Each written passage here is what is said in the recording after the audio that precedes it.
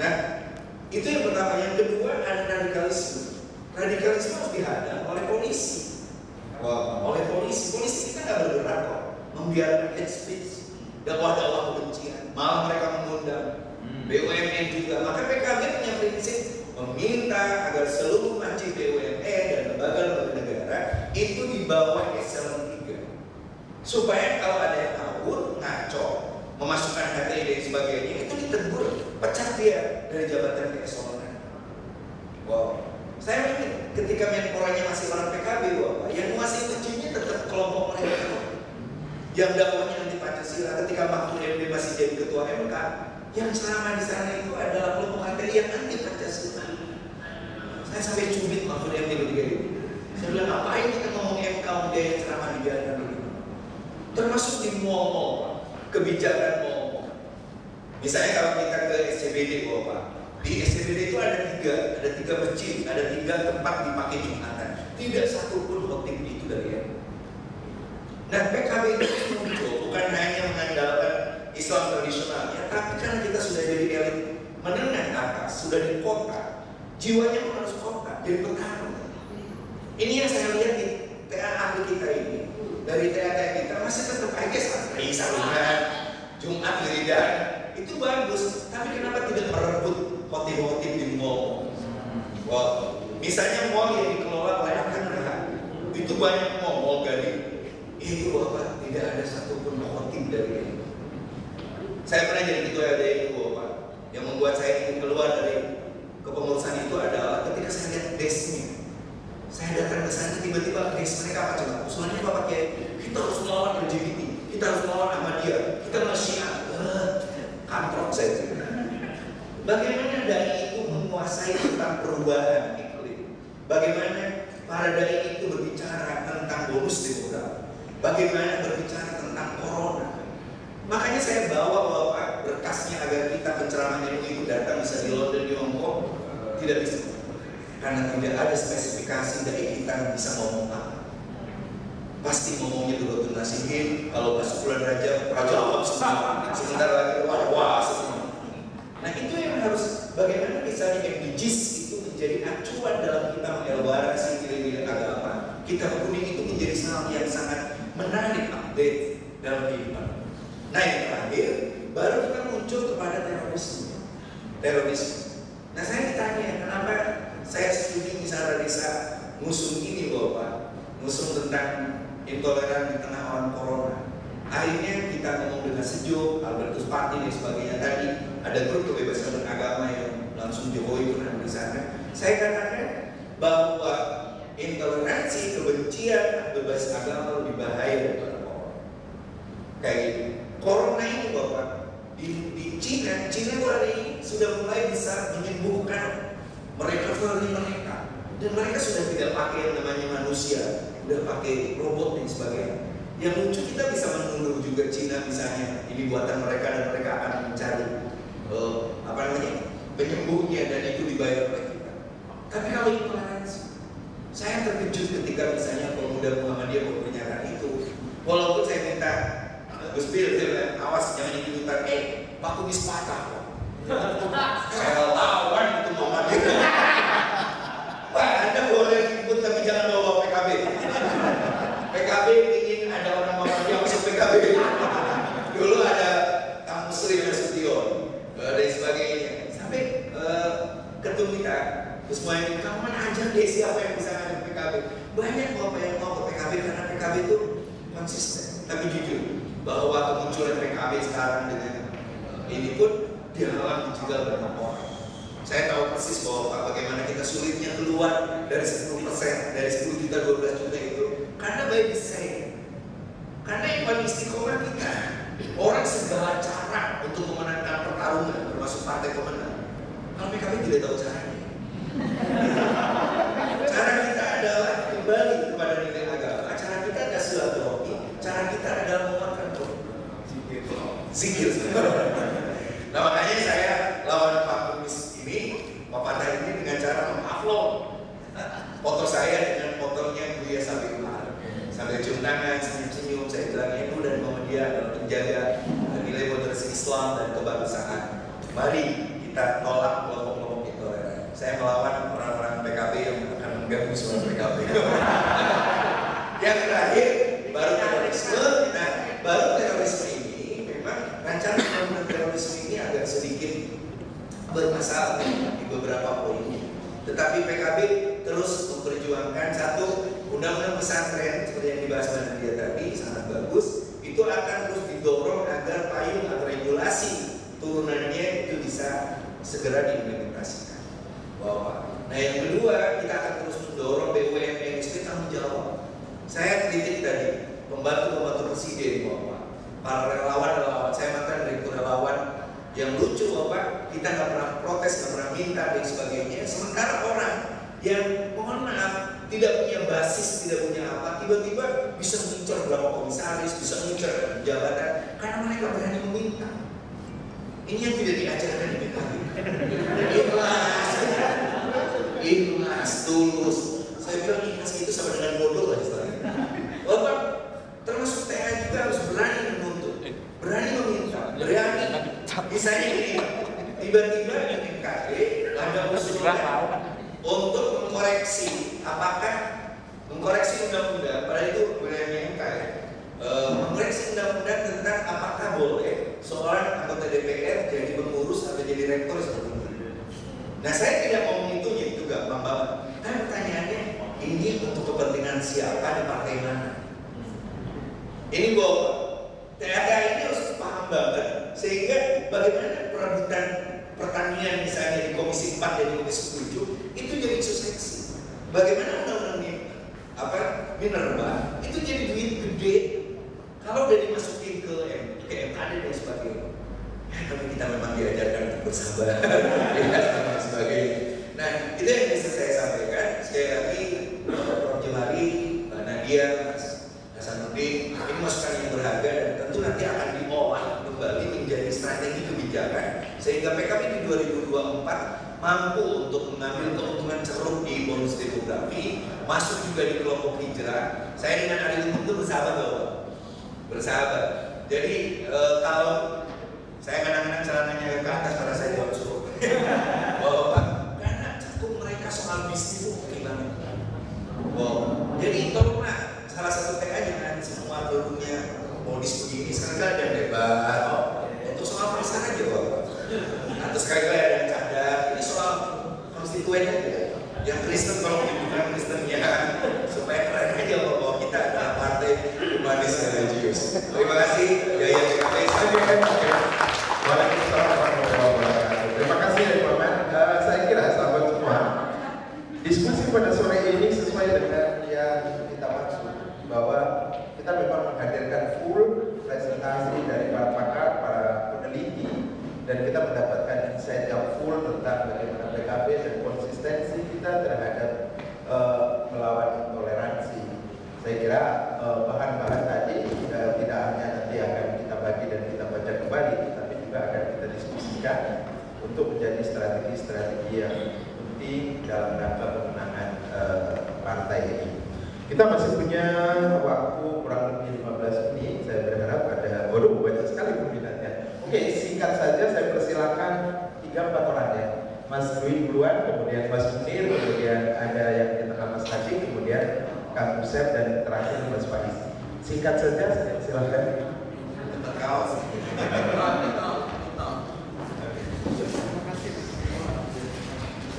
Terima kasih. Assalamualaikum warahmatullahi wabarakatuh.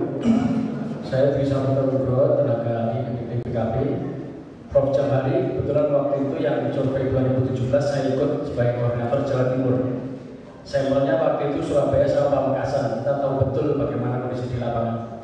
Tapi karena waktu singkat, maksud saya begini, pada waktu diseminasi di Surabaya maupun di Jakarta, para narasumber dan forum termasuk juga dari PPIM menaruh harapan yang besar pada NU ya, untuk berkiprah. Ya, sebenarnya NU sudah berserta banoknya sudah menunjukkan hal itulah. Ansor, Banser ketika berhadapan dengan HTI dan hasilnya sudah kelihatan, NU sebagainya. Pada kondisi akhir-akhir ini mungkin dalam bahasa akhir ini saya dan dalam tanda kutip NU atau banoknya agak untung kaitannya dengan mungkin ini potensi PKB untuk mengambil ini dengan bahan-bahan yang dipaparkan oleh para peneliti itu. Maksud saya pertanyaannya adalah dengan kondisi partai politik, ya kan, PKB sebagai partai politik bukan sebagai ormas, ya. Bagaimana kiat-kiat pada di lapangan? Tadi sudah sempat disinggung sedikit oleh Kiai Maman. Kiat-kiat di lapangan untuk bisa masuk pada isu ini, karena ini partai politik, tentunya arahnya pada insentif elektoral, ya, tentu ya, baik dalam kontestasi nasional maupun kontestasi di wilayah lokal. Saya kira itu. Terima kasih. Wallahul muwaffiq ila hidayah. Wassalamualaikum warahmatullahi wabarakatuh. Bismillahirrahmanirrahim. Assalamualaikum warahmatullahi wabarakatuh. Terima kasih, sangat menarik mulai dari judul dan semua pembicaraan Kiai Maman, Profesor Jemhari, Pak Nadia, Profesor Binali, semuanya memberikan insightful pemaparan yang itu adalah faktual dan sebagian Radisson Institute telah mengambil toleransi Kristus Indonesia adalah sebuah judul yang sangat menarik di tengah demam corona, dan corona adalah virus temporary, sementara toleransi adalah virus. Dengan demikian, maka pada dasarnya intoleransi dihadapkan dengan Indonesia itu seakan-akan bahwa intoleransi adalah musuhnya Indonesia, dan itu adalah sangat berbahaya. Kita bisa melihat bahwa Indonesia sebagai suri tauladan dan menempatkan diri sebagai suri tauladan terhadap dunia yang mampu menjaga NKRI sudah berumur 74 tahun tetap menjadi NKRI adalah tetap. Bagaimana cara mengatur Indonesia menjadi tetap? Apa yang telah disampaikan Pak Maman, apa yang telah disampaikan Pak Nadia tadi pada dasarnya adalah slightly defense. Apa yang disampaikan Pak Nadia itu seperti yang dilihat, melihat pesantren sebagai jantung toleransi Republik Indonesia, melihatnya dari luar. Sementara undang-undang pesantren yang telah dibuat dan diutangi oleh Kiai Maman itu pada dasarnya adalah untuk menjaga independensi pesantren dan menjaga ciri khasnya pesantren. Dan alhamdulillah undang-undang pesantren yang ada ini sesuai dengan harapan. Tinggal nanti permennya itu harus dikawal paralel atau tidaknya dengan pasal-pasal yang sudah dibuat. Selanjutnya, apa saja yang perlu ditekankan di dalam judul intoleransi Kristus Indonesia ini, yaitu bahwa kita Partai Kebangkitan Bangsa sebagai jantung daripada yang mempertahankan toleransi dan pluralisme senantiasa konsisten, dan pada akhirnya kita menjadi jantung inti daripada kekuatan NKRI yang dilihat oleh dunia, termasuk dunia lain, dunia di Timur Tengah, di Afrika Utara, dan semuanya berharap besar terhadap suara Indonesia. Dan Partai Kebangkitan Bangsa adalah yang paling dominan memberikan warna konsistensi terhadap toleransi. Saya pada dasarnya tidak bertanya, namun demikian kami sangat mengapresiasi semua yang ada di dalam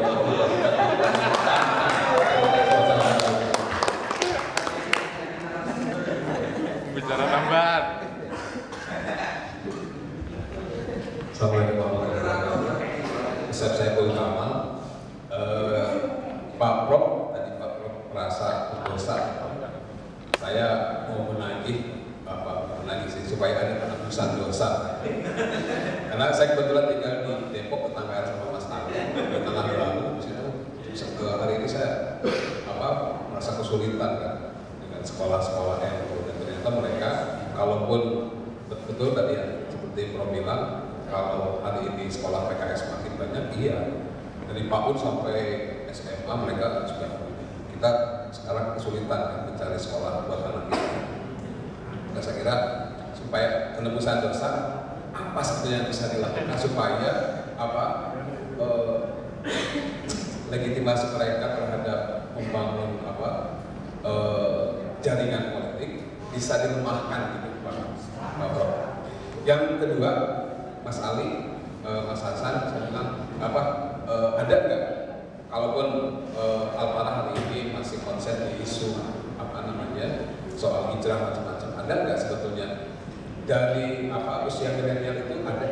yang sebetulnya bisa kita juga masuk di situ. Karena kalau isu agama, saya kira mereka ya dari apalagi sekolahnya PKS gitu ya, dari PAUD sampai SMA mereka sudah dicekoki dengan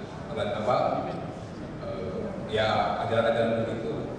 Ada nggak misalkan isu lingkungan kita bisa masuk ke situ? Ada nggak misalkan hasil risetnya? Kemudian tadi Mbak Jangan, saya tadinya ingin ada ini. Saya merasa tadinya bahagia karena jangan JIP itu memesankan hasil riset terkait dengan insentif elektoral terhadap buku pesantren. Karena saya kira hal ini jangankan Muhammadiyah itu juga tidak mengakui bahwa buku pesantren itu dari PKB. Nah, kalaupun ada dan direkomendasi ada riset yang mengarah kepada supaya PKB juga makin semangat. Kita berdarah-darah di parlemen ternyata ya orang NU yang dilakukan kan gitu. Itu ada riset yang mengarah, ada kan insentif berapa persen sebetulnya elektoral terhadap PKB terkait dengan buku pesantren. Terima kasih. Wassalamualaikum warahmatullahi wabarakatuh. Terima kasih. Saya Ahmad Faiz dari GPP. Narasumber yang ada di depan saya kira hebat semua. Jadi saya tidak akan bertanya, saya ingin meniru Mas Munir saja. Jadi saya akan coba menanggapi dan mungkin memberikan masukan. Pertama tadi Prof. Jamhari mengatakan bahwa intoleransi itu tidak datang oleh waktu. Jadi karena memang intoleransi ini memang ada yang beberapa kelompok yang memanfaatkan ini sebagai sebuah dagangan dalam tanda kutip gitu ya. Kemudian sebenarnya toleransi ini tidak hanya bersumber dari faktor agama saja, tapi juga ada faktor yang lain, misalnya ekonomi dan lain sebagainya, kesukuan yang tidak bisa menjadi pemantik atau munculnya dari isu munculnya intoleransi itu. Nah mungkin ada kajian nanti tentang intoleransi yang sumbernya dari ekonomi dan kesukuan dan etnis dan lain sebagainya. Nah berbicara intoleransi ini sebenarnya Kiai Muhammad saya ingat Bapak Hasyim Muzadi. Kenapa di Indonesia itu radikalisme dan intoleransi cukup tinggi? Karena negara kita itu bukan negara agama, bukan negara sekuler, tapi negara yang bukan katanya.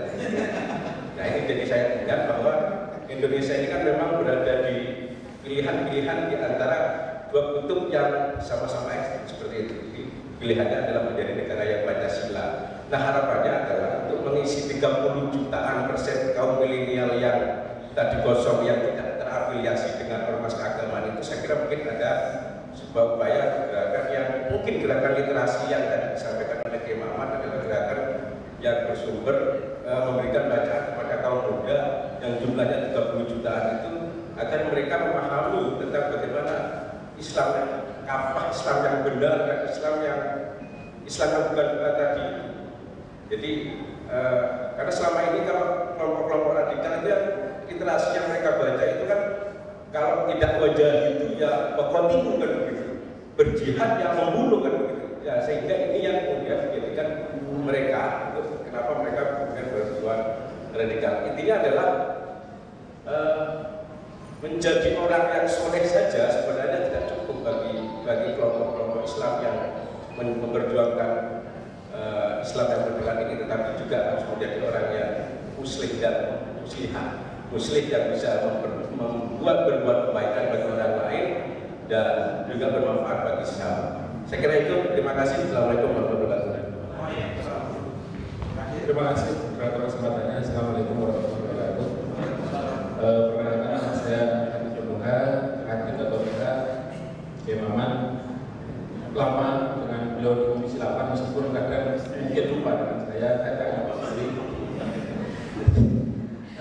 Soal pesantren, alhamdulillah kemarin sangat terlibat ya dengan Gus Munir, Pak Didi dan yang lain sampai kita ngomongin berada di siang malam sangat kemarin gimana caranya ini disahkan kemarin.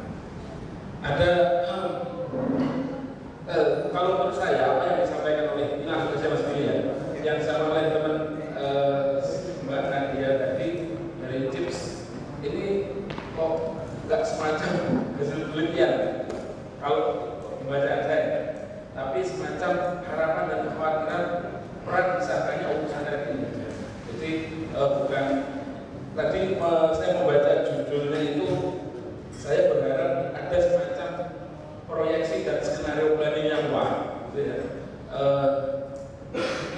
pada pesantren ini kaitannya dengan pendidikan kita. Dan tapi ternyata selanjutnya ini adalah hal-hal yang sebenarnya kita diskusikan sebelum program pesantren lagi. Termasuk misalkan adanya kewajiban pesantren itu berbadan hukum. Di undang-undang tidak ada, sama sekali tidak ada. Hanya tanda daftar saja lah. Tidak satu. Yang kedua soal kurikulum. Itu memang ada dua kurikulum, ada kurikulum pesantren, ada kurikulum umum. Ya. Ada di pendidikan formal pesantren, adalah lalu PDF itu ada dua kurikulum. Nah, kurikulum pesantren memang sepenuhnya diserahkan kepada pesantren, sama sekali tidak ada campur tangan dari pemerintah. Itulah yang mana kita ingin melindungi kekhasan dari pesantren. Ini nggak tahu semacam pertanyaan atau saran. Jadi hari ini kan lagi proses PMA. Jadi pasca disahkan ini akhirnya ya Imam saya itu sadar. Oh ternyata JU ini tidak mengamalkan adanya PP ini. Yang ada perpres, dua perpres sama misalnya PMA.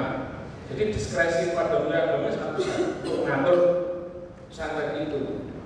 Meskipun misalkan di pasal 5 ayat 2 UUD kita bahwa presiden membuat peraturan pemerintah sebagai pelaksanaan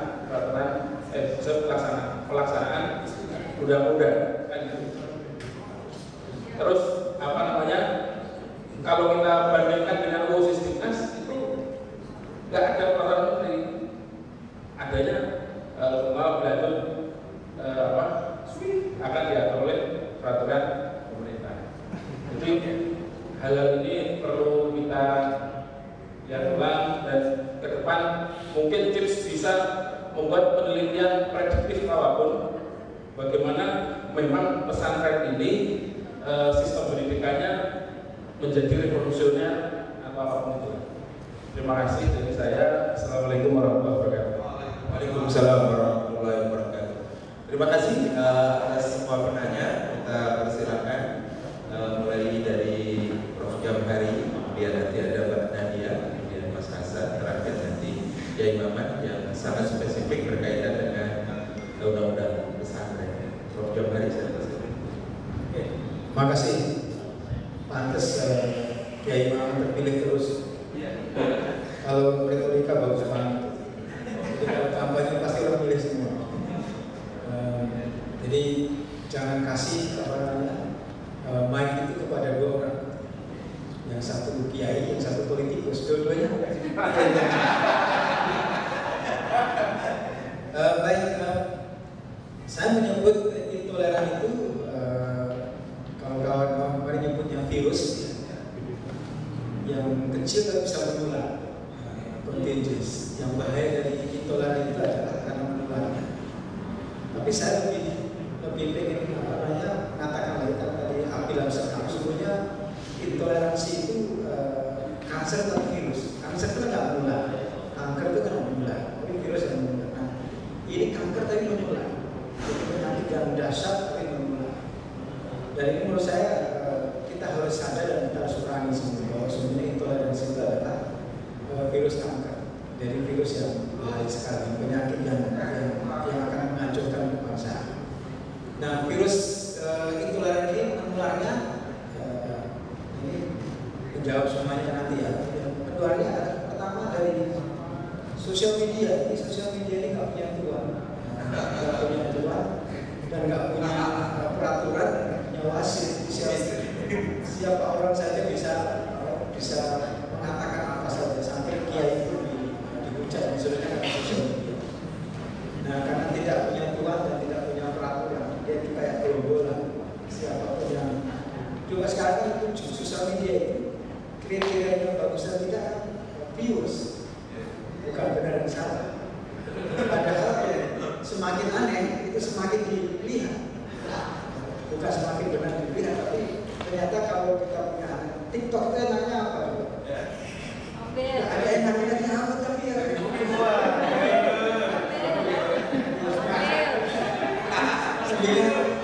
TikTokers.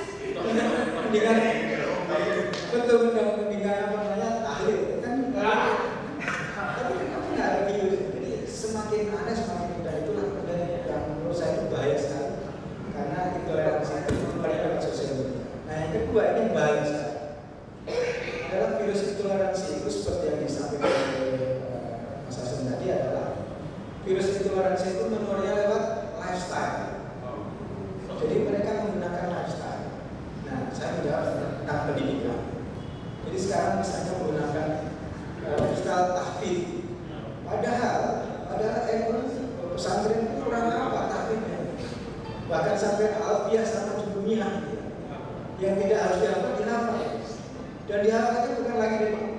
sampai ya, tapi dari ya sana itu, dari belakang sampai ke depan dan seterusnya. Itu takut luar biasa. Tapi apa mereka kemas menjadi sebuah lifestyle. Tadi halal juga begitu, termasuk juga dan seterusnya. Nah, sekarang memang ini kalau mau melawan, ya harus dilawan dengan lifestyle juga. Jadi saya suka, misalnya teman-teman oleh sarungan, ya, teman-teman udah bagus. Saya juga salah satu melawan lifestyle dan suatu alhamdulillah. Kenapa Kiai Ma'ruf sekarang pakai sarungan? Padahal bagus untuk lifestyle.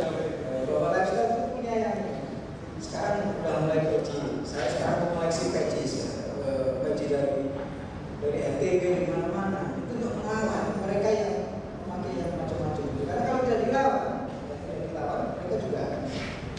Nah, yang ketiga ini yang harus ini adalah intoleransi itu menyebar dengan framing, dengan menciptakan sebuah skenario framing yang baru. Nah, sayangnya teman-teman kita ini, Muhammadiyah dan kawan-kawannya itu lemah dalam framing berita ini, selalu ketinggalan zaman. Jadi misalnya Islam Nusantara itu dibalik kata mereka, di framingnya itu bukan apa Islam yang kecapai dan macam-macam, itu dan seterusnya. Itu kita kalah framingnya. Kemudian apa? Teman-teman yang progresif jadikan di framing jadi liberal dan seterusnya. Itu sengaja mereka melawan, mereka gunakan itu. Nah, saya kira tiga ini mau tidak mau ya harus dikuasai oleh teman-teman yang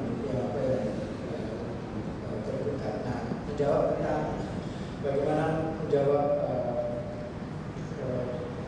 membalas dosa, rasa bersalah. Terus terang sekarang sudah jadi virus itu. Awalnya mereka itu, waktu itu saya sarankan membakar mulut dan saya bilang secara spesifik, tirulah Fatullah Gulen di yang awalnya karena khusus untuk bagaimana mahasiswa lulusan SMA bisa masuk perguruan tinggi bagus. Layanan Nurul Fikri dan berkembang ini bagus. Dan ternyata dengan Nurul Fikri itu mereka punya kader-kader di perguruan tinggi yang baik. Tolonglah itu juga PKB punya lembaga karismatik kayak begitu. Dan kemudian juga ada pembibitan bahasa Inggris supaya nanti yang dikirim ke Eropa, ke Australia macam-macam juga bisa membantu. Karena kalau tidak begitu tidak bisa muncul. Nah, sekarang melawannya harus seperti ini. Kita juga harus berbenah menjadi sekolah yang lebih baik, kemudian bisa menjawab tantangan saya. Nah, yang kedua adalah konstituen. Tadi pertanyaan bagus banget. Saya termasuk orang yang sangat konservatif dalam bidang politiknya. Keep your constituent itu lebih baik daripada reaching out. Saya tidak tahu apakah bisa ditelusuri lebih dalam. Siapa sebenarnya 30% tadi itu yang milenial, yang hijrah macam-macam. Apakah ada hubungan kulturalnya dengan PKB, dengan NU dan sebagainya? Jangan-jangan memang itu saya yang bukan konstituen. Saya tidak tahu perlu diteliti backgroundnya sekolah dan seterusnya. Nah, kalau saya bilang tadi Mas Hasan bilang 40 ya yang kalau ditanya tahlilan macam-macam anggota sampai 40. Kalau kami itu 34 tahun 2001 artinya konsisten. Kalau itu dari masjid errornya itu ya begitulah antara 30% 40 itulah masa up and down 30. Kalau itu dikit dijaga terus sesuai dengan baik itu sudah bagus. 30% mana ada partai yang bisa menguasai 30%? Daripada reaching out yang milenial yang bukan masalah bukan dunia kita. Terus terang saya ini walaupun survei tentang milenial macam-macam, saya nggak punya Instagram, Facebook, tapi nggak pernah ada wajahnya. Kan Facebook artinya ngomongin harus selfie dan macam-macam. Tapi saya nggak pernah ngomongin aja ya, lucu. Tapi kan nggak nyaman karena bukan dunianya. Dunianya adalah dunia pendidikan, awalnya ke sekolah dan sebagainya. Ini lagi-lagi mungkin bisa pilihan. Dan dulu saya lagi-lagi dosa kedua saya PKS juga ya. Saya bilang jangan pernah mimpi jadi partai besar, tapi jadilah partai yang inklusif. Jadi kecil tapi lunas. Makanya mungkin ya PKS ya 67 tapi ya jadi kader dari Solo dan itu inklusif. Itulah yang digunakan oleh Partai Kristen Demokrat di mana di Jerman atau Partai Green di Australia maupun di Amerika. Walaupun besar-besar tapi dia menentukan. Dan sekarang PKB persis menentukan. Ketika Partai Islam sama Partai Nasionalis berantem tentang presiden macam-macam, selalu kata terakhir itu PKB mau kemana. Makanya pada waktu itu misalnya PKB di dekat Golkar supaya mencari calon yang ketiga misalnya, karena mungkin kan. Dan itu menurut saya mahal. Posisi itu mahal. Jadi menurut saya kalau dalam bidang politik termasuk yang konservatif, jadi keep your constituent. Jadi dekati masa yang sudah captive. Jaga mereka, lindungi, jangan sampai kemudian diambil alih oleh orang. 30% bukan 4% mahal sekali. Dan mungkin kalau mau saya kalau dibantu juga boleh misalnya sekarang suaranya NU-nya kenapa masih NU? Kenapa kok hanya 7% karena NU-nya masih NU sentral Jawa di Jawa. Jadi NU yang di luar Jawa belum terambil. Mungkin hanya Kalimantan Selatan sedikit, Lampung. Tapi yang misalnya di Jambi NU kuat. Kenapa?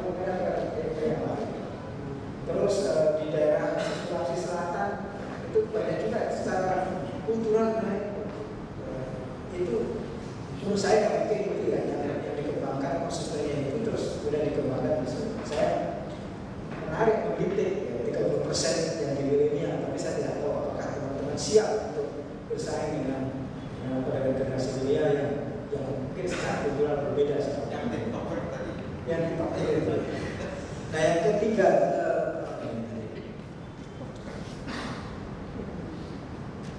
saya kira sudah ya, cuma saya yang tentang pesantren ya. Tentang pesantren saya juga mengamati diskusinya dan sebagainya. Ini menurut saya hati-hati teman-teman PKB sama NU. Kalau tidak dikawal PP dan PMA-nya itu nanti bisa senjata makan tua. Bisa senjata makan tua. Tadinya bahwa pesantren itu pengen satu negara merekognisi pesantren yang besar macam-macam. Kemudian yang kedua adalah menjaga kekhasan pesantren. Jadi tadi kan. Kemudian yang ketiga adalah ada sumbangan negara terhadap kekhasan pesantren. Itu akan hilang, akan menjadi sia-sia kalau kemudian penduduknya atau penangannya tidak asing. Terus yang satu lagi, ini ada perubahan sistemitas. Bagaimana mensinkronkan antara pesantren ini di sini? Karena kalau kemudian nanti tidak disinkronkan dengan pendidikan, lagi pesantren itu mendapat dana berapa kecil, karena dananya bukan dana pendidikan, dana kebudayaan. Ya, dana kebudayaan melestarikan hal-hal pendidikan serius. Jadi teman-teman pesantren ini tidak sebagai sesuatu yang unik, jadi perlu dilestarikan. Bukan kalau itu mengambil ceruk dari pendidikan, kita akan jadi besar. Jadi saya kira di samping tadi kelemahan Mbak Nadia, mungkin Mbak Nadia beri warning kepada teman-teman bahwa jangan sampai undang-undang pesantren yang digagas dengan baik justru kemudian akibatnya malah celakakan pesantren, hilang ekonominya, kemudian justru malah membuka intervensi negara, terus kemudian kekhasan pesantren yang sapu itu sendiri kata Gus Dur itu akan tetap seragamkan dengan adanya pesantren. Semuanya jadi seragam, kayak pesantren Gontor, kayak pesantren Darul Najah, seragam sekarang keinginan pesantren kita itu adalah masing-masing menjadi rajanya sendiri dan itu adalah kekhasan. Ya, terima kasih.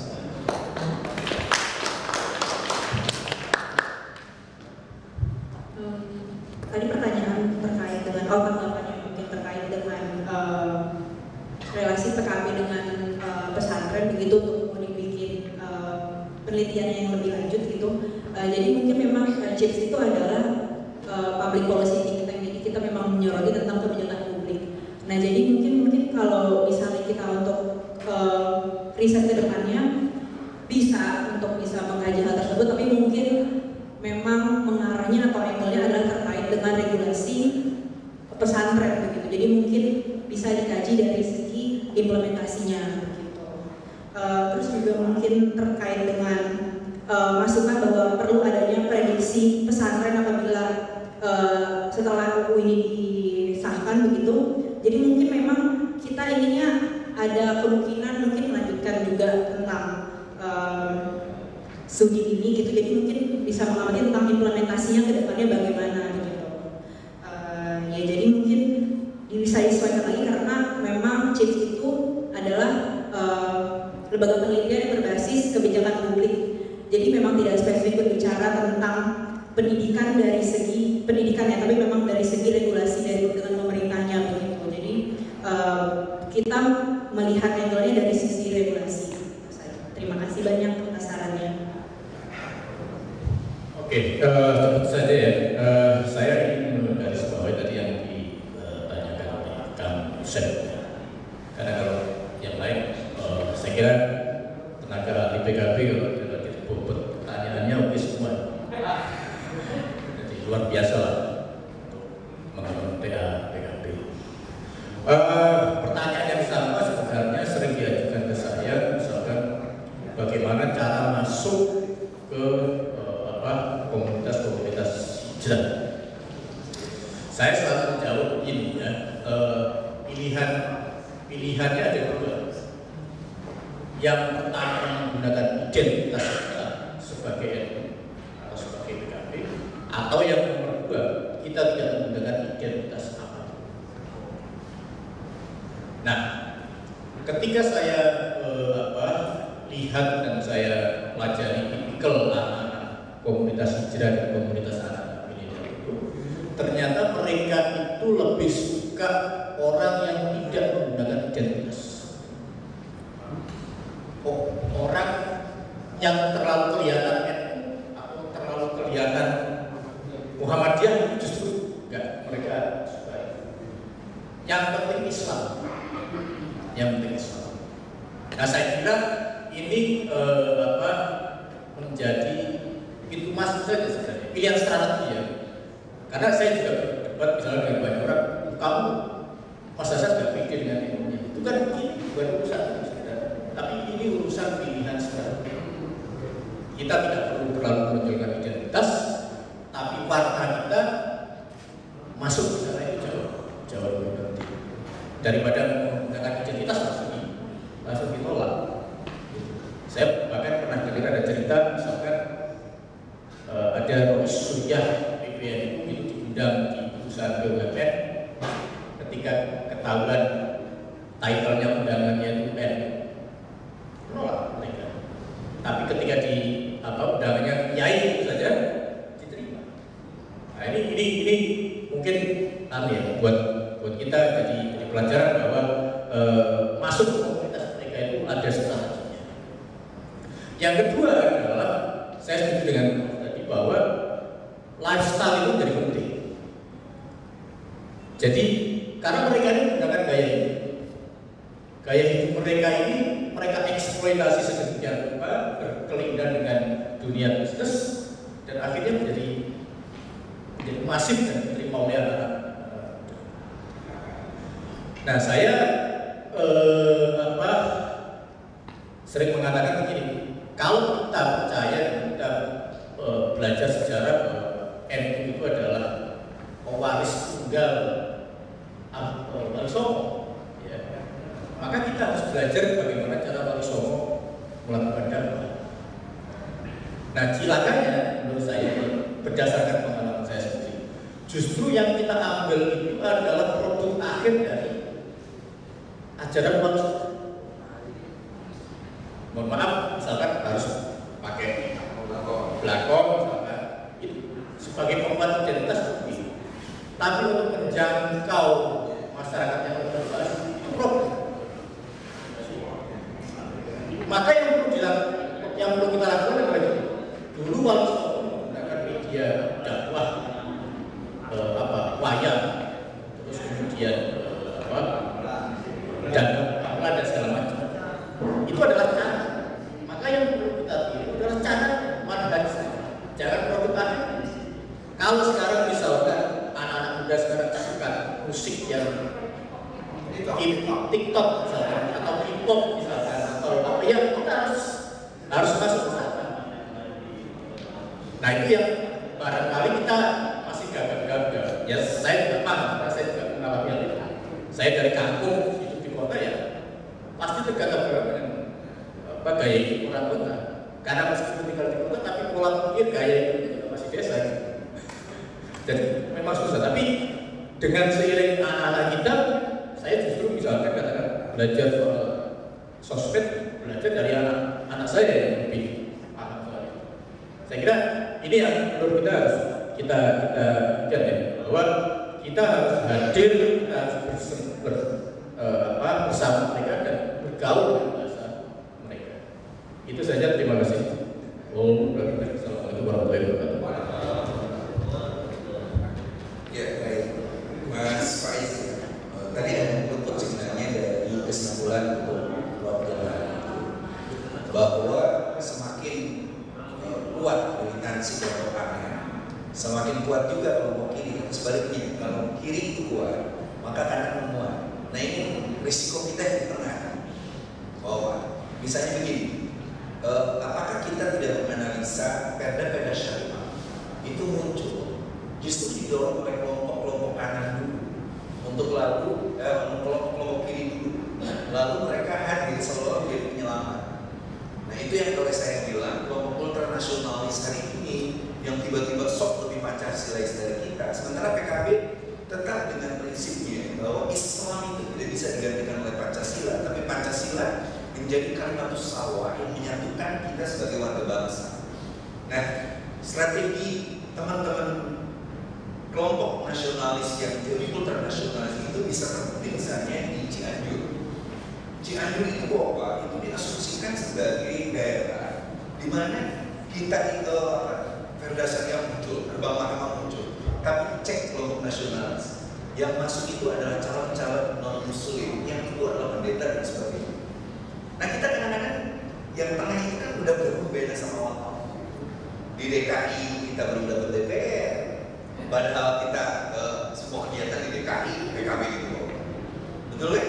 Nah di wilayah tertentu, nah ini yang perlu ada sedikit modifikasi bahwa bagaimana kita walaupun tengah, tapi kita bisa memilitansikan bahwa isu tentang kiri misalnya soal pembebasan kita, soal buruh, soal pertanian dan sebagainya itu udah pilih kita terus dari waktu.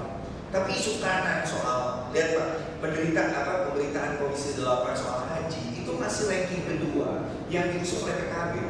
Nah jangan sampai ada asumsi bahwa PKB hanya ngomong haji. PKB itu ngomong pertanian, ngomong buruh, ngomong BUMN dan sebagainya. Nah itu yang tadi luput dipertegas oleh Prof. Jamhari sebenarnya walaupun di penelitiannya udah. Nah yang kedua Mas, saya rasa undang-undang ini dari awal saya melihat bahwa kita kejar target sebagai jadi isu elektoral kita di pemilu udah menang kita. Soal nanti kita revisi lagi loh. Dari awal saya sudah tahu masalah misalnya ketika hukum undang-undang itu harus betul-betul bersifat umum. Ini kan sangat khusus, spesialis dan itu dilarang dalam produk undang-undang. Tapi saya tahu persis kok. Saya diundang di Metro, di CNN dan sebagainya, saya tetap mengatakan ini penting dan sebagainya. Karena kita tahu 2000 kemarin, 2019 kita harus menang dan lumayan. Walaupun P3 agak ngandol dalam bikin, tapi kita bisa ngomong kemana-mana benar-benar pesantren ini. Nah, karena bahwa elektoral itu hanya bisa diambil ketika kita bisa mengklaim isu momen. Saya jujur aja setelah kemarin setelah pasca pelantikan supaya tidak ngomong di medsos dan karena di media sosial, di online apapun. Nah, kenapa? Karena dikit-dikit nggak punya medsos itu bisa jadi menteri agama. Kita udah bekerja untuk medsos, tapi saya agama juga jadi. Jadi Prof. Jamari udah bener banget. Udah punya medsos. Nah, tetapi bahwa yang ingin saya katakan adalah kita bisa muncul asal momennya tepat. Jadi ketika ISIS misalnya, saya udah mulai nulis, lalu itu langsung booming. Jujur aja loh, saya bisa lebih booming daripada Spiri misalnya. Karena teman-teman link-linknya Kompas, masuk Tribun dan sebagainya, karena online itu besar sekali Tribun, itu pasti bilang, kamu tolong ngomong ini, kamu kita tuh diarahkan, di-guide seperti itu. Seperti itu. Nah ini aja ketika isu ini muncul, supaya kalau PKB ngomong soal menarik, soal Muhammadiyah itu, ini bisa booming. Tapi saya mengatakan kita tidak ikuti kumis, tidak sepadan. Terima kasih. Dan terima kasih kita sampaikan kepada seluruh narasumber. Prof. Jamhari, terima kasih Yai Maman, Mbak Nadia, Mas Hasan, dan ini diskusi yang paling lama yang pernah saya tahu dan luar biasa mendapatkan insightful dan sekedar informasi. Cuma besok kami juga menggelar diskusi yang sama Prof di sini dan isunya tentang corona dan efeknya terhadap perdagangan kita. Ketua Komisi 6, kemudian Pak Menteri Perdagangan juga akan datang membahas ini bagian dari konsistensi menjaga literasi dan perjuangan PKI. Saya kira plus untuk kita semua dan terima kasih sudah ikut dalam